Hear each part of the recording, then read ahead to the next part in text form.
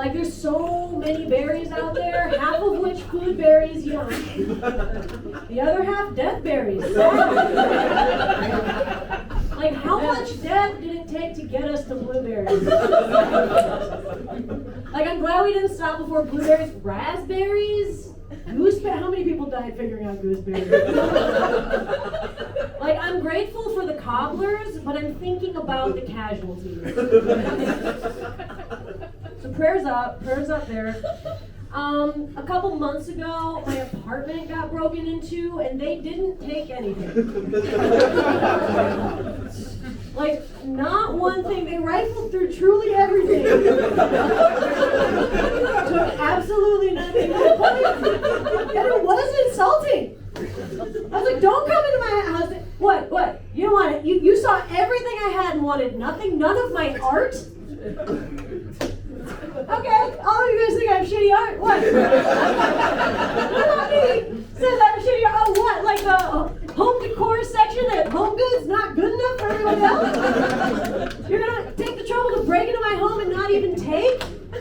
You know, like the flower centerpiece painting? That was $9? Or you're not gonna take my computer? What do you have against the Dell ThinkPad? That's my work computer. You're insulting my job. You don't even know what I do for a living. Don't come into my house, insult my profession. You don't even know what I do. Oh, you're not gonna take my TV? What? Because it's a bad TV?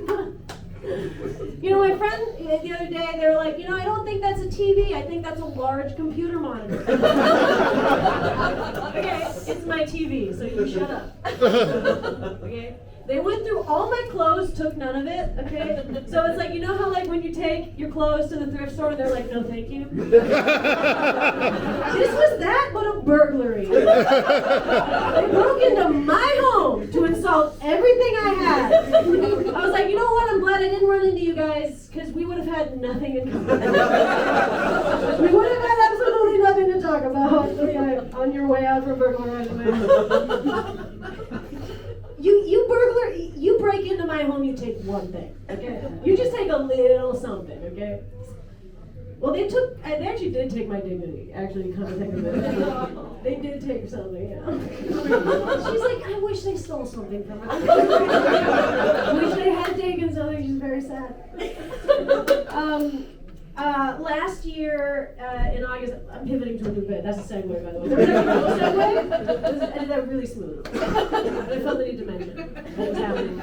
It was comedy coming at you really fast paced. I just want to be clear. We're not going to do a new bit now, okay? Last year in April, I saw, remember that total solar eclipse that everybody was talking about? Yeah. I saw that bitch, okay? I drove like 5 hours down to Carbondale. I saw that shit with my eyes. It was wild. Like, it got so dark like it was nighttime. The temperature dropped 20 degrees. It was crazy. But as I was watching it, I was like, oh, I could totally see how like the first humans seeing that probably saw that happen. I was like, okay, well, we gotta kill somebody now.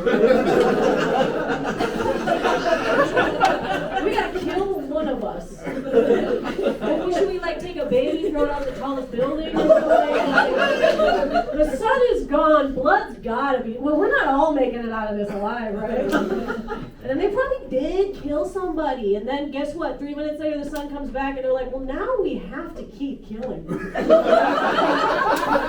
gotta keep doing this, right? I mean, the sun didn't come back because we didn't just kill a baby. So that's probably how child sacrifice started. Also didn't research that bit. That one just came from my gut. You watch a solar eclipse, you're like, oh, I understand human sacrifice. I see how we made that leap as people. That actually really tracks. Really tracks. I want to take a second to talk about, who here knows about a little guy I like to call Jesus Christ? Have we heard about this guy? Jesus Christ in this room in the Lincoln Lodge? Jesus H. Christ. What did you just call him? I said I'm a Jesus Christ knower. Okay, yes, this guy has heard of the Bible. Little known Bible, little known text. So this is a niche joke, only a couple of you guys will get it. It's about Jesus. Y'all notice how people tend to put Jesus on a pedestal? Right? People tend to like praise that guy. Meanwhile, nobody's talking about Jesus low-key, high-key, a Nepo baby. A very classic example of a Nepo baby. Like, dude's always walking into rooms introducing himself as, I'm the Son of God. Nobody asked. Nobody was asking about that, Jesus. We were actually talking about how we enjoy knitting tapestries. You want to hop on that conversation? Maybe we don't have to dive head first into the family tree every time, Jesus. But I guess now that we know you're the Son of God, I guess all of us are on our best behavior, right? We all want to get into heaven. Jesus gets the princess treatment, I guess. That's nepotism. But seriously, being God's kid did give Jesus a leg up in a lot of ways, okay? Where do you think he got those miracle skills from? That's a God gift, okay? That's the God gene, okay? His charisma, that's God. That's probably not Joseph, okay? Joseph notably got cuffed, okay? Notably. It was too much of a chance against God. God really did move in silence on that one, right? Like, no matter how good your game is, how are you going to play defense against immaculate conception?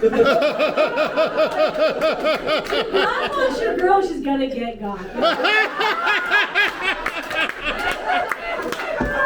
So I don't want to shit on Joseph too much, but like, he's definitely got charisma from God. But yeah, I mean, and sure, being God's kid did kneecap him in some ways, right? And that's my way of referring to the crucifixion. But he came back, right, from the dead. You know, huge assist from God on that one, right? Not everybody gets to be resurrected, but oh, Jesus is God's kid, he gets a resurrection? Meanwhile, the rest of us just die? Unless you're Lazarus, my guy would know about that. This guy knows about the Bible. I'll leave you guys with this one. Who here has heard of the TV show Crazy Ex-Girlfriend? Woo! Okay, a couple of us. No. What do you guys say about Crazy Ex-Girlfriend, honey? I don't know. I'm just kidding. I mean for that to sound so aggressive. I come off aggressive sometimes. I'm not meaning it. You know what I'm saying? I'm talking about this in therapy, don't worry. I won't do this in the front row of a comedy show, okay? I'll wait for my co-pay for that. Yeah, so Crazy Ex-Girlfriend, I remember when that show first came out, I was like, yawn though. Like, I'm so tired of the stereotype of the crazy ex-girlfriend, okay? Where's the portrayal of the crazy ex-boyfriend, right? Those dudes exist. Where's that portrayal? But then I was like, no, you know what? That show does exist, but it's called Law and Order Special Victims.